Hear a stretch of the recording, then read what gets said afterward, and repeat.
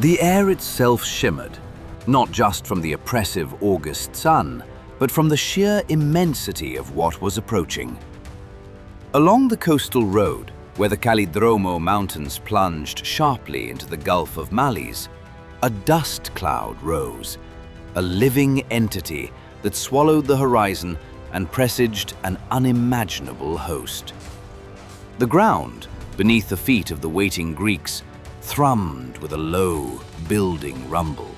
The synchronized march of hundreds of thousands, the creak of chariots, the guttural commands in a dozen tongues.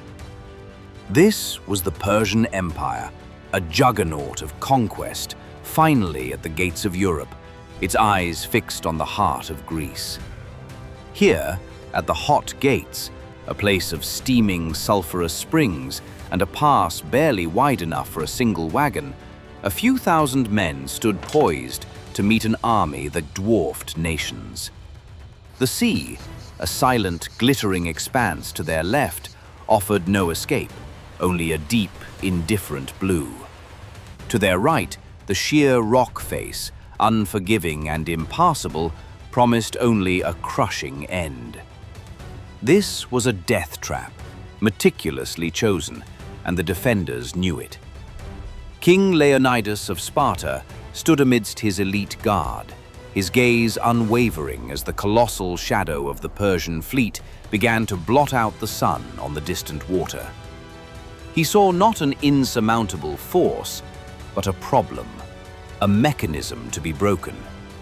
His strategy was etched into the very landscape. The narrow pass, a natural weapon, would negate the Persians' greatest asset, their overwhelming numbers. Behind him, the ancient Phocian wall, a crumbling barrier, had been reinforced, transformed into an unyielding bulwark. He had chosen this ground not to win a battle in the conventional sense, but to create a bottleneck, a grinder that would chew through the invaders' endless ranks, buying precious time for the rest of Greece to prepare. The hoplite phalanx, that formidable wall of shields and bristling spears, was a weapon forged for such close-quarters slaughter, and here it would be deployed with surgical precision.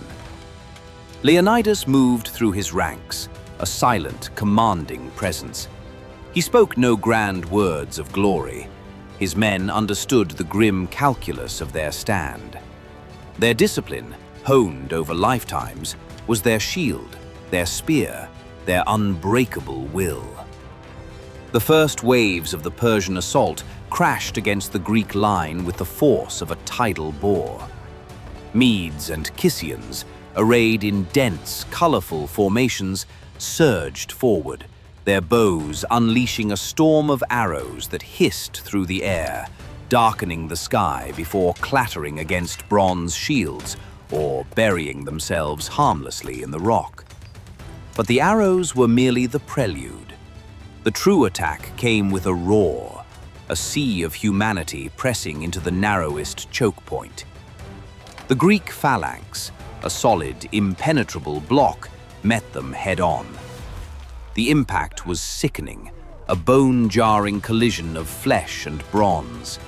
Persian spears, shorter, lighter, splintered against the thick Spartan shields. The Greek sarissas, long and lethal, punched through linen tunics and leather armor, finding flesh and bone with brutal efficiency. The front ranks of the Medes crumpled, their advance stalling, then recoiling, as the Spartans, moving as one, pushed back. Bodies piled high, creating a gruesome rampart that further impeded the Persian advance. Xerxes, observing from his golden throne high above the battlefield, watched in disbelief as his elite forces were repelled, then decimated.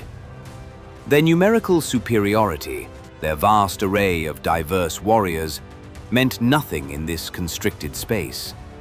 The Greeks were a rock in a surging river, unshakable, unyielding. Again and again, the Persians hurled themselves into the grinder. Wave after wave broke and receded, leaving behind a horrific harvest of dead and dying. The air grew thick with the stench of blood and fear. Leonidas, ever vigilant, executed his cunning tactic. The phalanx would feign retreat, a ripple of controlled withdrawal, drawing the eager Persians deeper into the funnel.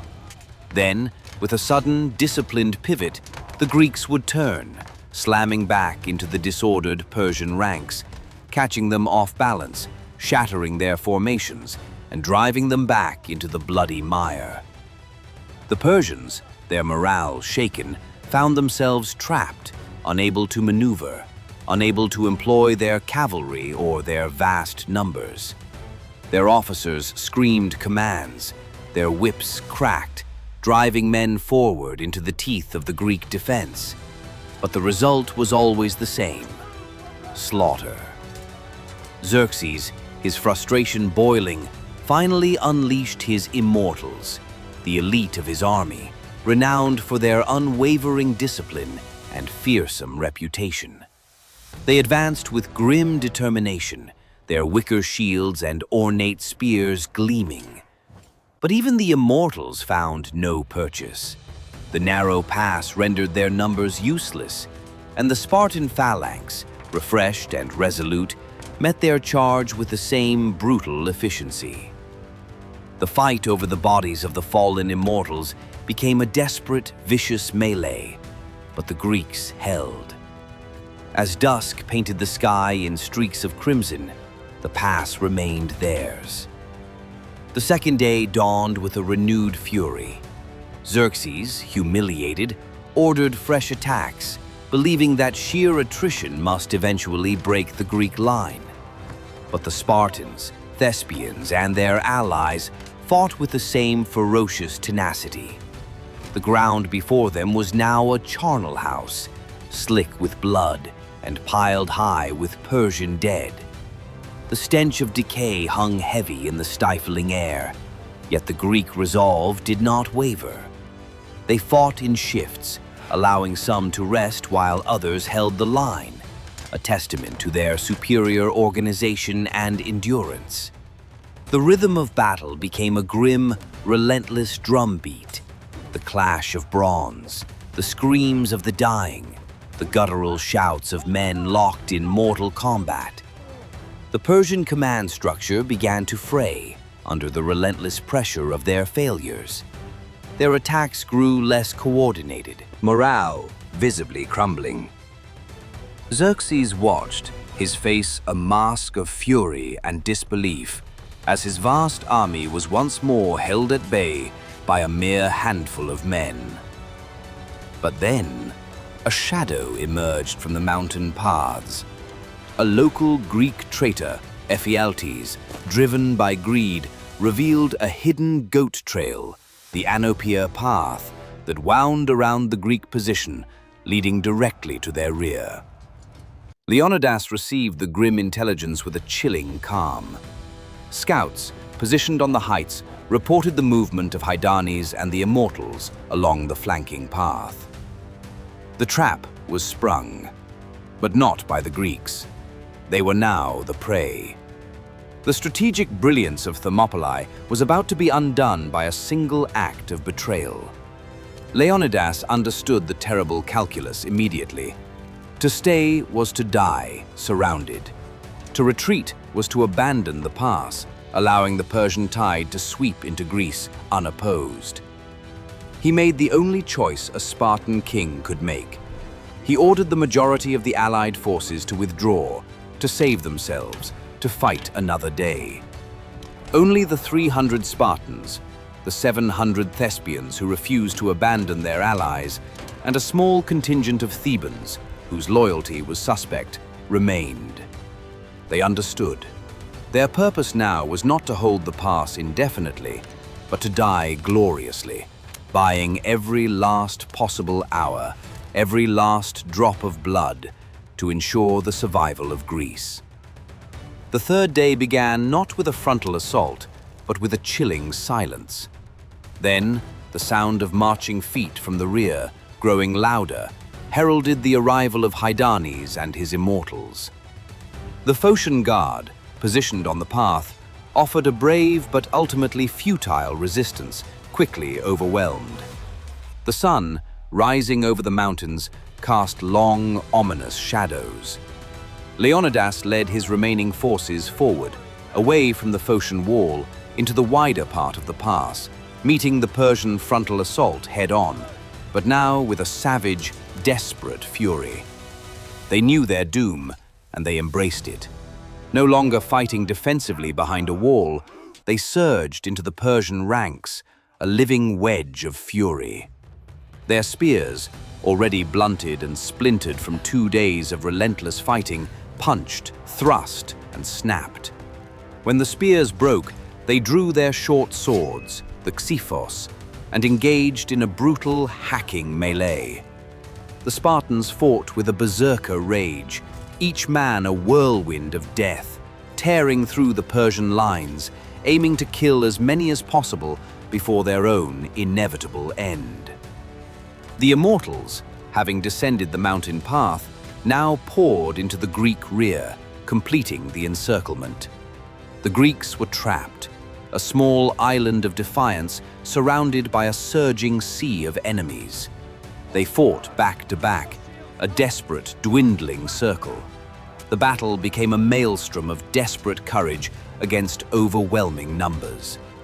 Leonidas, a lion among men, was at the heart of the maelstrom, fighting with a ferocity that defied belief.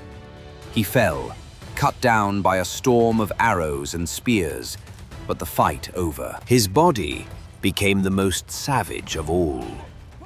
4 times the Persians tried to claim his corpse, and 4 times the Greeks repelled them, their grief and rage fueling their final stand.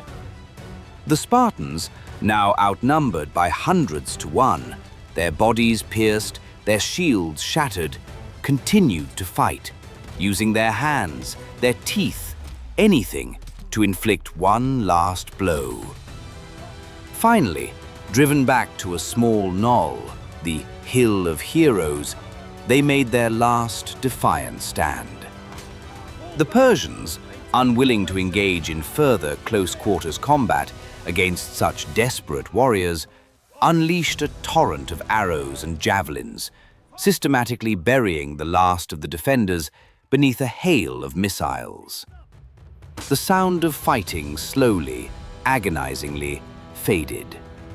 Silence descended, broken only by the whimpering of the wounded and the cries of the circling ravens. The pass was finally open. The immediate aftermath was a scene of unspeakable horror. Tens of thousands of Persian dead littered the pass, a testament to the ferocity of the Greek defense. Xerxes, finally able to traverse the pass, surveyed the carnage, his triumph tinged with a bitter, seething rage. He ordered Leonidas's body decapitated and impaled, a petty act of vengeance against a man who had defied him so utterly. Yet the victory was hollow. Thermopylae was a tactical defeat for the Greeks, but a profound strategic and psychological blow to the Persian war machine. The invincible army of Xerxes had been held for 3 full days by a mere fraction of its strength, suffering catastrophic losses. The delay was critical. It bought precious time for the Greek fleet to withdraw safely from Artemisium and for Athens to be evacuated. More importantly, it shattered the myth of Persian invincibility and ignited a fire of defiance across Greece. The sacrifice of Leonidas and his men became a rallying cry, a potent symbol of courage and resistance against tyranny.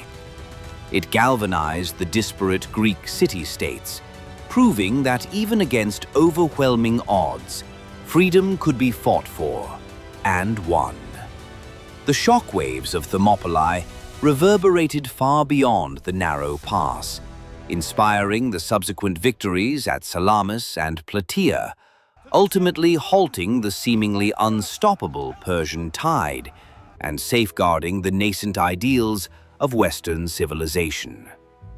The legacy of the 300 Spartans and the brave Greeks who stood with them echoes through history, a timeless testament to the power of courage, discipline, and unwavering resolve in the face of impossible odds.